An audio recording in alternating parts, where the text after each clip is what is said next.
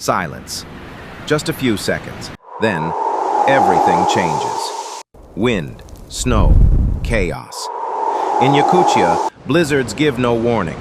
They come and take everything. Right now, you're probably watching this in a warm room, maybe wrapped in a blanket, maybe sipping coffee, safe, comfortable. But imagine if that comfort disappeared. No heater, no electricity, no walls to protect you. Just you and nature. Raw, unforgiving, deadly. That's Yakutia. Every single day. The blizzard hits. Reindeer scatter in panic. Wolves seek shelter. When predators run, you know it's serious. The tents shake violently. Trees bend, some snap. These aren't young trees. These are decades old. Survivors. And they're breaking. Inside the tents, families huddle, not talking, just enduring. One night, that's all it is. But in Yakutia, one night can feel like forever.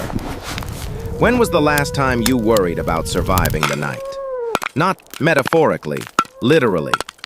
When was the last time your life depended on staying awake, on keeping a fire burning?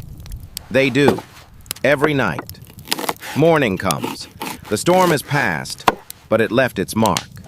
Snow everywhere, deeper than before.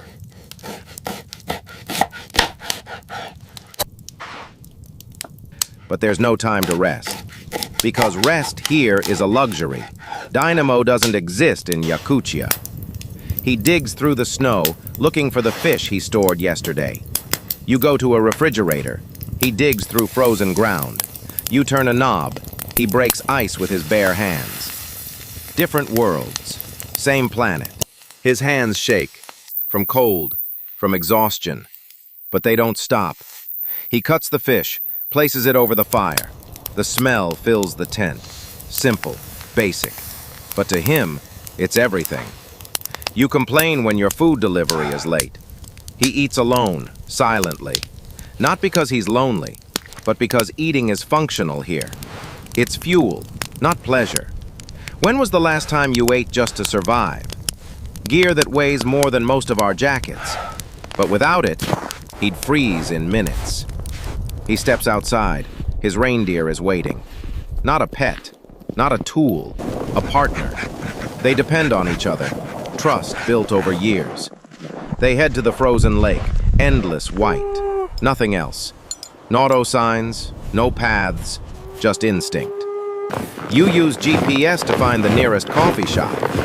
Healy navigates by reading the snow, the wind, the sky. At the lake, others are already there. His neighbors, his community. Because they all know what needs to be done. They break the ice, thick ice. Ice that could hold a truck. Beneath, dark water, cold enough to stop your heart. They lower the line and wait. Waiting in minus 70 degrees. You complain when the Wi-Fi is slow. They wait for their next meal in temperatures that would kill you. Then, a pull. Strong, sudden. Everyone grabs the line. This isn't sport fishing. This is survival. They pull together, muscles burning, hands numb. But they don't stop. Because stopping means losing. And losing here means hunger. Slowly, it rises.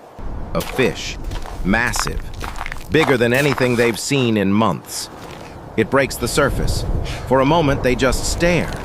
This fish could feed families for days. The village appears. People notice. They come out. His family is there. His wife, his children. They don't hug. They don't speak.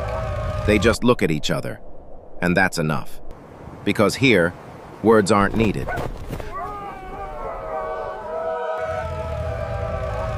The fish is prepared, cut, cleaned, and they sit together, Kawasaki, arranged, around each other.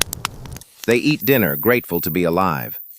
Yakutia, the coldest inhabited place on Earth, where every day is a test, where comfort is a foreign concept, that life isn't about comfort.